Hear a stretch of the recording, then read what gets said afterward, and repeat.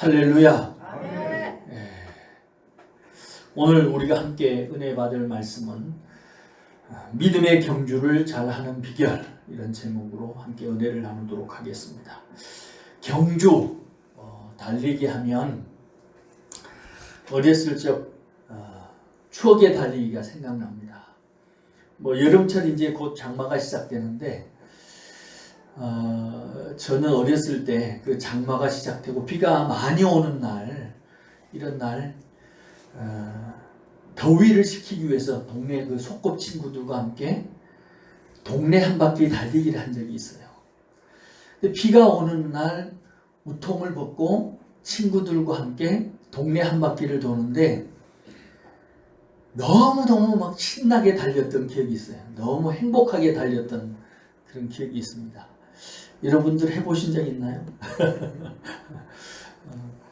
비가 오는 날 달리기 하는 기쁨, 행복, 이 저한테는 어렸을 적 추억입니다. 우리가 신앙생활 하는데 믿음도 달리기와 같거든요. 경주와 같아요.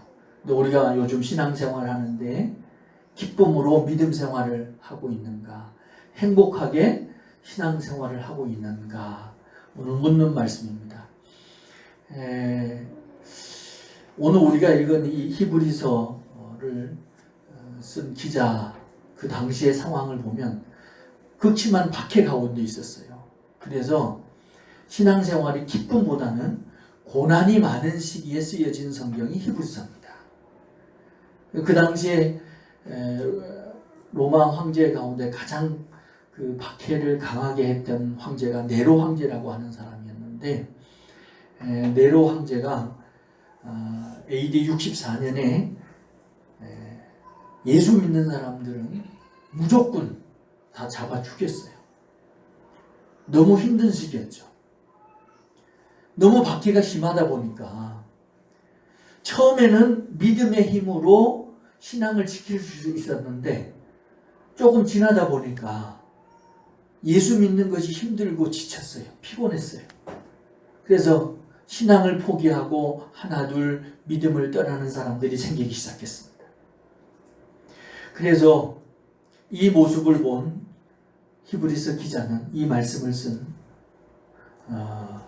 이 기자는 신앙의 경주를 할 때에 박해가 있을지라도 믿음의 경주를 끝까지 잘하는 비결을 오늘 3가지로 말씀해 주고 있습니다. 어떻게 하면 믿음 생활을 잘하고 기쁘게 하고 또 승리할 수가 있는 것인가, 3가지로 오늘 말씀을 해주겠는데요. 첫 번째는 믿음의 경주를 잘하려면 몸을 가볍게 해야 됩니다. 한번 따라서 몸을 가볍게 하라. 달리기 하는 사람은 거추장스러운 거 이게 입고 달리기 하면 안 돼요. 그냥 간편하게 반팔, 그 다음에 이 반바지 입고 아주 가벼운 몸으로 달리기를 해야 됩니다. 긴 옷을 입고 무거운 것을 들고 이렇게 달리기를 하면 제대로 달리기를 할 수가 없죠. 편한 복장으로 경주를 해야 됩니다. 그래서 오늘 말씀에 보니까 그 편한 복장을 하려면 무거운 것과 얽매이기 쉬운 죄를 벗어버리라고 합니다. 한번 보실까요? 자, 12장 1절 전반절만 읽도록 하겠습니다. 같이 읽어봅니다. 이러므로 우리에게 구름같이 둘러싼 허다한 증인들이 있으니 모든 무거운 것과 얽매이기 쉬운 죄를 벗어버리고, 거기까지. 자, 무거운 것과 얽매이기 쉬운 죄, 이거 좀 간단하게 말씀을 드리면 우리가 신앙생활을 하는데 방해되는 요소, 불필요한 요소를 제거하라는 거예요. 자, 오늘날에 우리의 삶을 얽어매고 우리의 신앙생활을 힘들게 하는 것이 무엇이냐, 찾아서 그것을 벗어 던지라는 거예요. 집어 던지라는 거예요. 그러면 이 시대에 오늘날 우리 성도들을 얽어매고 신앙생활을 힘들게 하는 게 뭐냐? 저는 요즘에 우리 성도들 뭐 다른 교회 성도들 딱 보니까 한 가지가 있어요. 신앙의 나태함을 자꾸 뒤집어 쓰는 경우가 있어요. 신앙의 나태함과 게으름이 그 게으름의 옷을 자꾸 껴입는 경우를 많이 봤습니다. 코로나19로 인해서 성도들이 교회를 안 나가는 시간들이 많아요. 그렇다 보니까 어떻게 하고 있습니까? 신앙생활이 나태해져요. 게을러져요. 편리함만 추구하게 돼요. 뭐 예배에 와도 마스크를 쓰고 예배를 드려야 되고 뭐 또 이렇게 온도도 체크해야 되고 막 여러 가지 불편하니까 예배 드리는 것을 게을리하고 나태해하는 성도들이 많아졌다고 그래요.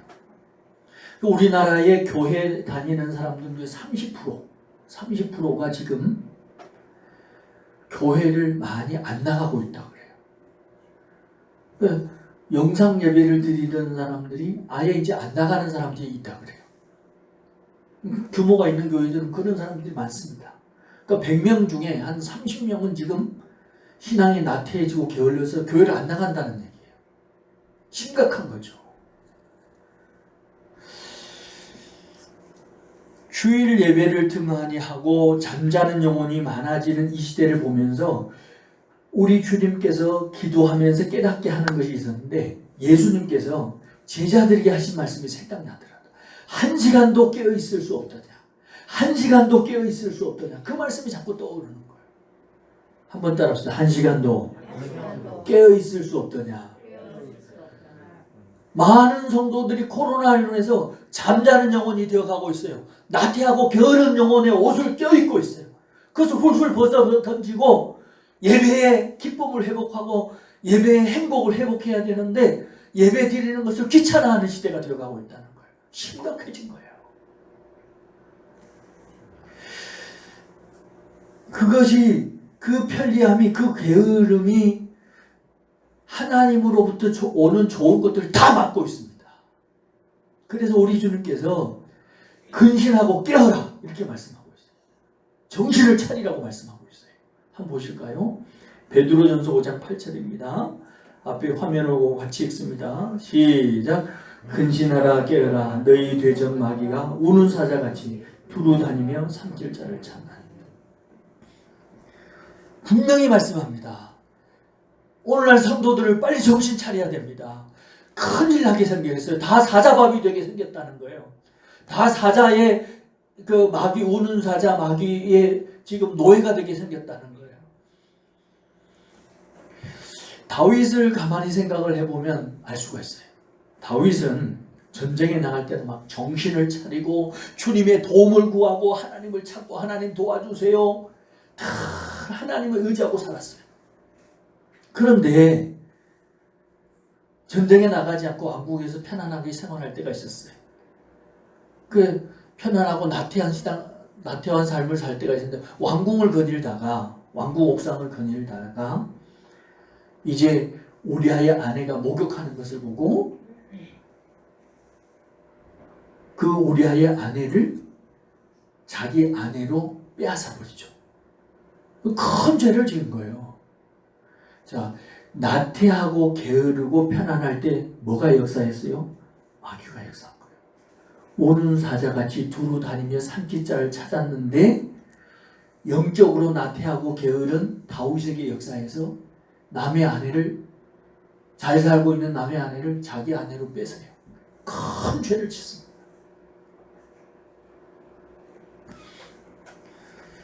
그 영적인 나태함과 그 편안함이 다윗을 망친 거예요. 다윗의 믿음을 망가뜨린 거예요. 오늘 우리도 마찬가지예요. 우리 믿음을 방해하는 것이 요즘에 있어요. 그게 뭐냐? 영적인 나태함입니다. 영적인 잠을 자고 있는 거예요.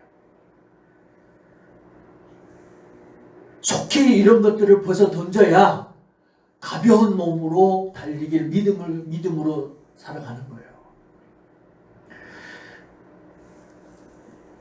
가장 그 게으른 영적으로 나태해진 사람의 첫 번째 특징이 뭐냐면 예배를 자꾸 중단한다는 거예요. 예배를 하나씩 빼먹는 거예요. 그러니까 게으름이 오고 나태함이 오는 사람들을 사람 중에 첫 번째 특징이 새벽 예배부터 빠져요. 그 다음에 수요 예배 빠져요. 그 다음에 못 빠져요? 아니요. 금요 예배 빠지고 수요 예배 빠지고 주일 오후 예배 빠지고 주일 오전 예배 빠지고 그리고 교회 안 나와요. 예배를 자꾸 빠지게 하는 거예요. 그러니까 예배를 빠진다는 것은 내가 영적으로 게을러지고 있고 나태해지고 있다는 증거예요. 하나님은 예배하는 자를 찾는다고 했는데 예배하는 자를 자꾸 만나고 싶고 그 예배하는 자를 통하여 일하고 싶은데 예배하러 나오지 않으니 하나님의 은혜와 축복을 부어줄 수가 없잖아요. 그러면 예배 생활 안 하게 되면 어떻게 돼요? 마귀만 역사하는 거예요. 마귀만. 그래서 성경에 분명히 말씀합니다. 요한복음 4장 23절 24절 한번 보실까요? 같이 화면을 보고 같이 읽습니다. 시작. 아버지께 참되게 예배하는 자들은 영과 진리로 예배할 때가 오노니 곧 이때라. 아버지께서는 자기에게 이렇게 예배하는 자들을 찾으시느니라. 하나님은 영이시니 예배하는 자가 영과 진리로 예배할지니라. 아멘. 예배하는 자는 영과 진리로 예배하라고 그랬어요. 영과 진리라는 말은 아주 쉽게 좀 말씀을 드리면 열심으로 마음과 뜻과 목숨을 다해 예배하라는 거예요. 세상 사람들도 조상들한테 제사를 드리면 목욕 재개하고 깨끗한 옷을 입고 밤 12시가 되면 귀신한테 절을 한단 말이에요. 제사를 지낸단 말이에요. 그런 정성과 대단한 정성을 세상 사람들도 그 귀신한테 하는 것도 그렇게 하는데 하물며 하나님 앞에 예배하는 것을 아무렇게나 쉽게 함부로 생각해서는 절대로 안 돼요. 영과 진리로 마음과 뜻과 목숨을 다해서 예배를 해야 돼요. 예배 시간만 있으면 어떻게 하든지 1시간이나 더 예배 참석을 하려고 해야 그 예배 생활을 통하여 하나님이 세상을 이길 힘을 주고 세상을 물질질 힘을 주고 세상을 살아갈 능력을 부어주시는 거예요. 그래서 제가 그랬잖아요. 예배 1시간, 주일날 예배 1시간이 일주일을 살게 하는 생명이다. 이 예배 1시간이 일주일을 마귀를 이기게 하는 능력이 부어지는 거다. 그래서 예배가 중요함을 강조했습니다. 개구리가 이렇게 자기가 좋아하는 물에 딱 이렇게 담아 놓습니다. 그릇 같은 데 담아놔요. 물이 이제 자기가 좋아하는 온도니까 가만히 있습니다. 그리고 불을 피워가지고 서서히 온도를 높여요. 그러면 따뜻해지고 좋거든요. 그러면 개구리가 좋다. 아이고 따뜻하다. 아이고 좋다. 그래 결국에 어떻게 돼? 삶아져서 죽는 거예요. 예? 삶아져서 죽는 거예요, 개구리가. 그 영적인 나태함도 그런 거예요. 집에서 코로나 때문에 교회 안 가고 집에 있으니까 좋다. 맛있는 먹고 노니까 좋다. 그 영적으로 지금 죽어가고 있는 거래, 그게. 근데 많은 성도들이 그러고 있다는 거예요, 지금.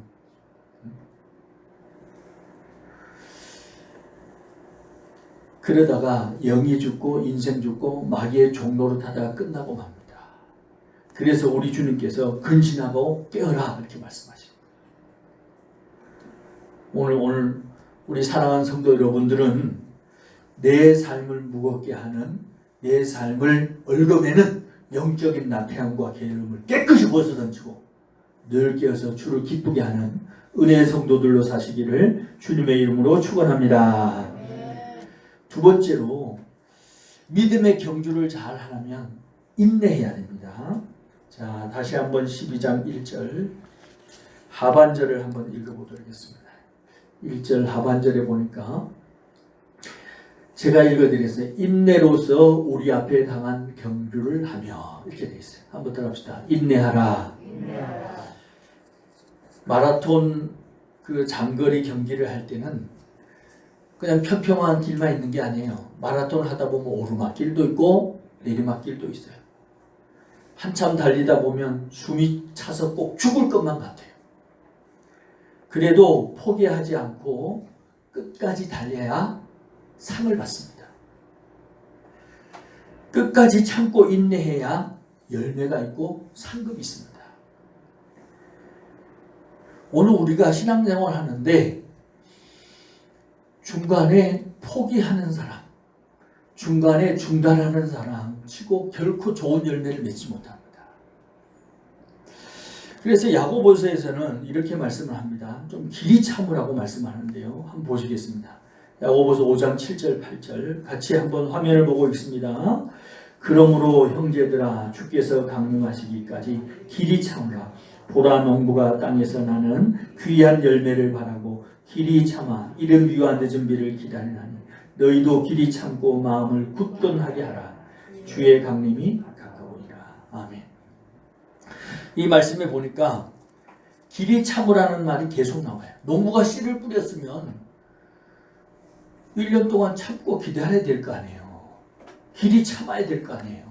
금방 못 심어놨는데 한 달 후에 또 뽑아보고 또 한 달 후에 또 뽑아보고 그러면 무슨 좋은 열매를 맺을 수가 있겠어요. 맺을 수 없어요. 사업하는 것도 자녀를 키우는 것도 우리 인생 만사가 다 인내해야 좋은 결실을 맺습니다. 인내하지 않으면 좋은 결실이 있을 수가 없어요. 중간에 성경에 보면 중간에 포기한 성도들이 가끔 나옵니다. 그 사람들이 대표적인 사람이 가룟 유다인데요. 누가복음 22장에 보면 가룟 유다가 스승이신 예수님을 돈 받고 팔아먹은 이런 장면들이 나와요. 유다는 예수님의 눈에 띄어서 12제자가 되었어요. 얼마나 가문의 영광이고 개인의 영광입니까? 이 가룟 유다가 12제자 중에 회개를 맡았어요. 회개를 맡는다는 것은 그래도 믿을 만한 사람에게 돈꾸러미를 맡긴단 말이에요. 근데 가룟 유다는 처음에 상당히 믿을 만한 사람이었고 괜찮은 사람이었어요. 그리고 제자들도 그 회개를 가룟 유다에 맡기는 것에 대해서 불평이 없었어요. 근데 돈을 맡다 보니까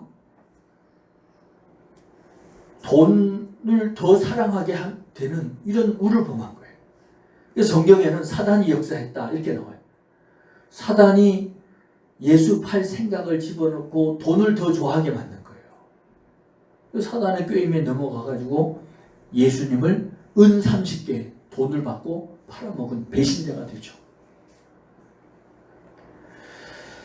사도행전 1장 17절과 19절에 그의 결과가 나옵니다. 가룟 유다의 결론이 나와요.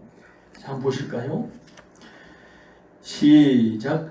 이 사람은 본래 우리 수 가운데 참여하여 이 직무 한 부분을 맡았던 자라. 이 사람이 불의의 삭스로 밭을 사고 후에 몸이 곤두박질하여 배가 터져 창자가 다 흘러나온지라. 이 일이 예루살렘에 사는 모든 사람에게 알려져 그들의 말로는 그 밭을 아겔다마라 하니 이는 피밭이라는 뜻이라. 이 사도행전 1장 17절부터 19절까지의 말씀인데 그 가룟 유다의 그 결과가 어떻게 됐어요? 창자가 터져서 배에 창자가 터져서 흘러나와서 잔인하게 죽었어요. 그 자살을 했는데 목매달아서 자살을 하고 그게 떨어져 가지고 배가 터져 창자가 터져서 이렇게 비극적인 결말을 맞고 말아요. 처음에는 가룟 유다가 신앙생활을 잘 했어요. 믿음으로 자랐어요. 근데 중간에 사단의 미혹을 받아서 믿음이 떨어지고 결국은 예수를 팔아먹는 최악의 사람이 되었습니다.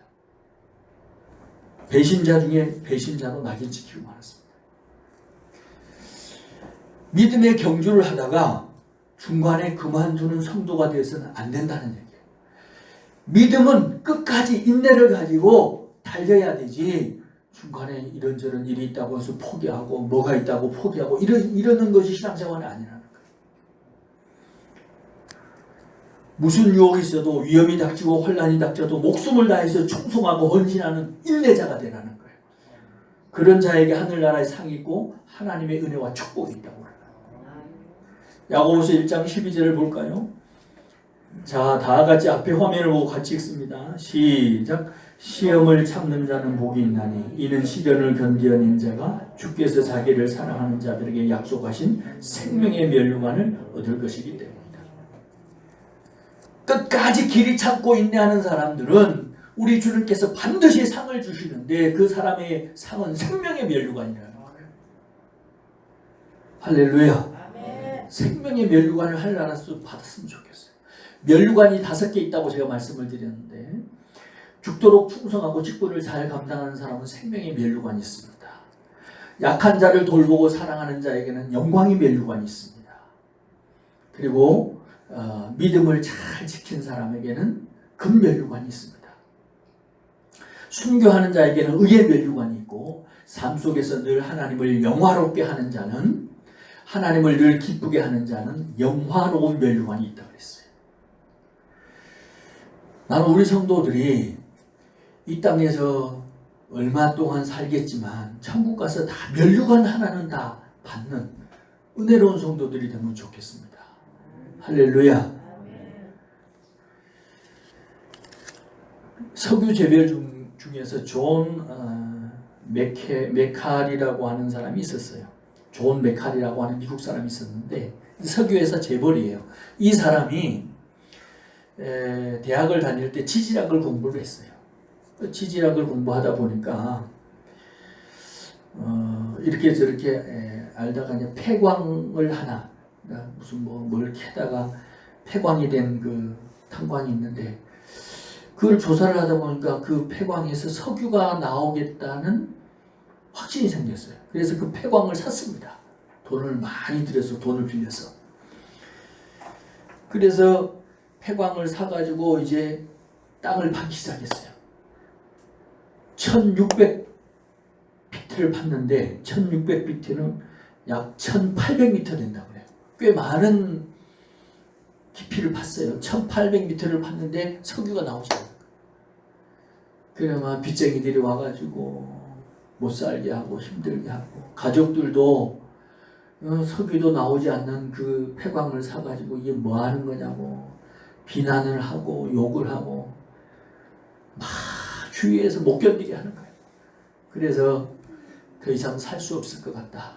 자살을 시도하다가 실패를 했습니다.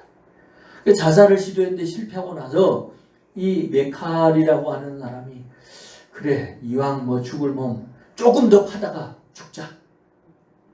그래가지고 1800m 팠는데 70피트를 더 팠어요. 죽기 살기로 팠어요. 70피트면은 약 20m 정도 된다고 그래요. 20m를 더 팠더니 석유가 막 쏟아져 나오는 거예요. 20m 더 팠어. 20m. 그래서 석유 재벌이 되어 미국에서 부자가 됐는데 오늘 우리도 믿음 생활도 마찬가지예요. 조금만 더 견디고 있나 하면 하늘의 은혜와 복을 받을 텐데 그 조금을 더 견디지 못하고 중간에 미혹을 받아서 신앙을 포기하고 믿음을 던져버리고 코로나 때문에 교회 안 나오고 이런 분들이 종종 있어요. 따라합시다. 조금만 더 참자. 조금만 더 인내하자. 네.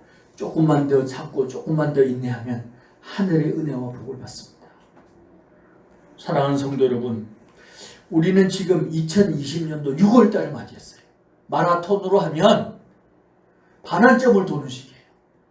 이 반환점을 도는 시기에 믿음이 떨어져서 신앙을 포기하고 미혹을 받아서 신앙을 중단하고 이러지 말고 끝까지 길이 참고 인내하여 하늘의 은혜와 축복을 받아 누리시기를 주님의 이름으로 축원합니다.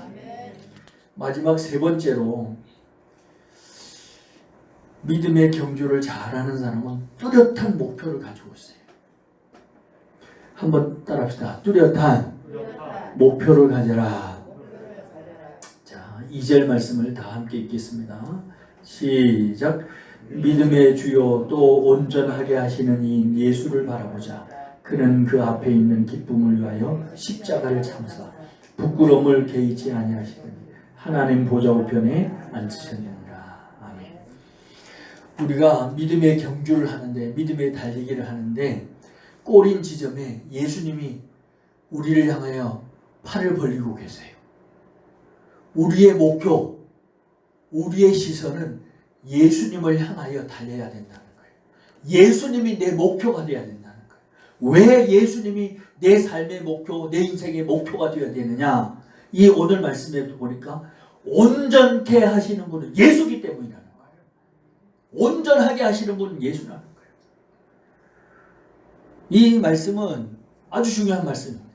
내 삶을 정상으로 돌려놓는 분, 내 삶을 제대로 되게 하시는 분, 내 인생을 복되게 하시는 분은 예수라는 거예요. 그래서 예수님께 초점을 맞추고 예수님을 표대로 하여 예수님을 바라보고 나아갈 때 그 삶이 건강한 영혼의 삶이라는 거예요.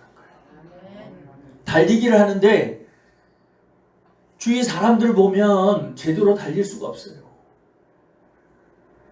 자기 자신을 쳐다보고 달릴 수가 없어요. 북한을 쳐다봐도 안 되고요. 이 가족들 쳐다봐도 안 되고, 무슨 상사를 쳐다봐도 안 되고, 저 대통령을 쳐다봐도 안 되고, 오직 예수를 바라볼 때에 우리의 삶이 온전해지는 줄 믿습니다. 예수를 바라봐야 돼. 예수. 베드로가 마태복음 14장에 보면 물 위를 걷는 장면이 나와요. 제자들과 함께 베드로 비롯해 12제자가 갈릴리 호수를, 갈릴리 바다를 건너가고 있었어요. 한밤중이었죠. 그런데 중간쯤 갔을 때 저쪽에 시커먼 그림자가 하나가 다가오는 것 같아요. 막 귀신 같은 것이. 그래서 제자들이 무서워가지고 누구냐고, 누구예요 소리치니까 예수님께서 나니 두려워 말라 그럽니다. 그러니까 베드로가 한마디 하죠. 예수님이라면 나를 물 위로 걸어보게 하라. 그 예수님께서 걸어봐라. 그래서 베드로가 배에서 내려가서 물 위로 걷습니다. 걸어갈 때에 예수님을 의지하고 예수님을 바라보고 걸어가요. 근데 중간에 바람이 휙 붑니다. 바람이 휙 불어볼 때에 무서워서 예수님에게 시선을 빼앗기고 다른 데를 쳐다보죠. 그 순간 어떻게 돼요? 베드로가 물에 빠져들어가는 거예요.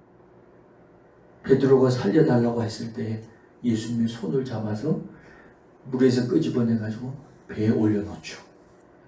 자, 이 말씀의 핵심은 뭐냐면 무슨 일이 있어도 예수님을 의지하고 예수를 바라봐야 살게 된다는 거예요. 아멘. 내 삶에 환난이 있고 질병이 있고 가정에 어려움이 있고 자녀들이 속썩여도 예수 바라보면 온전하게 된다는 거예요. 아멘. 예수 바라보면 정상으로 다시 나아갈 수 있다는 거예요. 아멘. 예수 바라보고 예수 의지하면 그의 삶이 제대로 된 은혜의 삶으로 회복되어진다는 거예요. 아멘. 다른 데 시선을 빼앗기지 말고 올 한 해 남은 반년은 예수님을 표대로 하여 예수를 목표로 예수님을 바라보고 나아가서 승리하시기를 주님의 이름으로 축원합니다. 삶의 목표로 분명히 해야 우리의 삶이 또렷해지고 선명해서 하나님의 은혜가 떨어집니다. 그래서 사도 바울은 살아도 주를 위하여 분명했어요. 삶의 목표가. 죽어도 주를 위하여 분명했어요. 오늘 우리도 삶의 목표가 분명해야 돼요. 삶의 목표가 흐리멍텅하면 삶 자체가 흐리멍텅합니다. 자, 한번 볼까요? 로마서 14장 8절 같이 읽어봅니다. 시작. 우리가 살아도 주를 위하여 살고 죽어도 주를 위하여 죽나니 그러므로 사나 죽으나 우리가 주의 것이로다. 살아도 주를 위하여 죽어도 주를 위하여 이 분명한 삶의 표대가 분명해야 됩니다. 바울이 이 중심이 확실하니까 어떻게 합니까? 뭐 그런 경험이 많아. 바울은 주를 위해 살다가 뱀에게 물립니다. 또 돌에 맞아 죽을 뻔도 했어. 배가 파산해서 위험에 처할 뻔도 했습니다.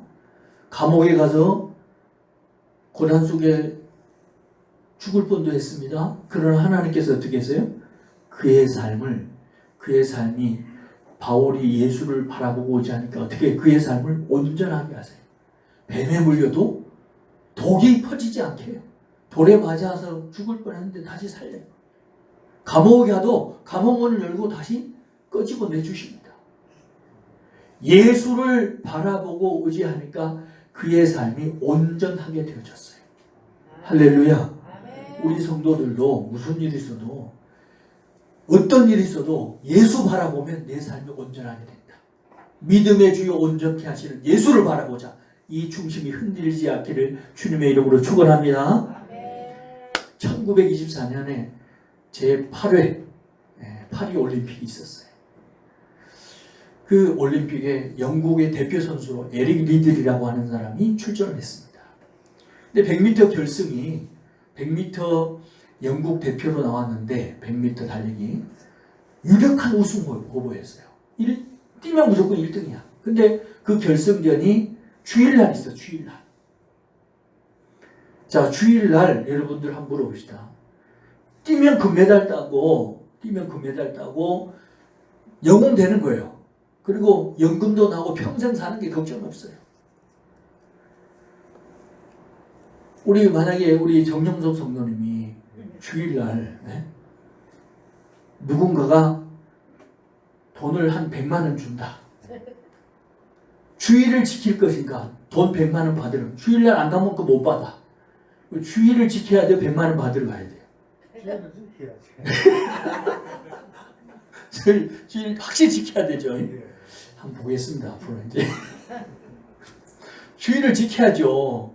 먼저 그의 나라를 구하라. 그리하면 이 모든 것을 너에게 더하여 주시리라. 할렐루야. 주일을 에릭 리들이 주일을 딱 지켰어요. 파리 근교에 가가지고 예배를 드렸어요. 그 금메달 못 땄잖아요. 근데 하나님께서 400m에 출전할 수 있게 해주셨어요. 100m 선수가 400m 금메달 따는 건 어렵답니다. 그렇게 할 수가 없대요. 근데 400m 어떻게 출전을 하게 됐는데 세계 신기록을 세우고 금메달을 딴 거예요. 그럼 어떻게 해서 이렇게 했냐 그랬더니 200m는 내 힘으로 뛰었고 나머지 200m는 하나님께서 힘을 주셔서 그 힘으로 달렸더니 제가 금메달을 땄습니다. 바로 이거예요. 온전하게 하시는 예수를 바라보고 믿음으로 살았더니 믿음의 은혜를 주신 거예요. 아멘. 믿음의 주요 온전하게 하시는 예수를 바라보자. 할렐루야. 아멘. 이 믿음이 여러분에게 있어야 남은 반년도 승리하게 되고 믿음으로 승리하여서 하나님께 영광을 누리게 됩니다. 아멘. 오늘 말씀의 결론을 내리겠습니다. 믿음의 경주를 잘 하려면 첫 번째, 몸을 가볍게 해야 돼요. 나태함에 게으름의 옷을 빨리 집어 던지고 온전히 주를 의지하고 나아가야 됩니다. 그리고 주를 의지하고 나아갈 때에 인내를 해야 돼. 인내. 그냥 이런저런 막 유혹과 미혹이 많아요. 믿음 생활하는데. 그래도 그 인내를 잘 하고 잘 참아서 나아가야 됩니다. 세 번째로는 예수님을 바라보고 뚜렷한 목표가 있어야 승리하는 삶이 된다 하는 것을 꼭 기억하고 2016년대는 남은 반년, 지금 이제 반환점에 왔지만 남은 반년은 정말 하나님이 기뻐하는 신앙생활, 믿음으로 잘 달려서 하나님의 영광을 받아 누리고 또 하나님이 주시는 귀한 열매를 꼭 받아 누리는 남은 반년의 삶이 되시기를 우리 주 예수님의 이름으로 축원합니다.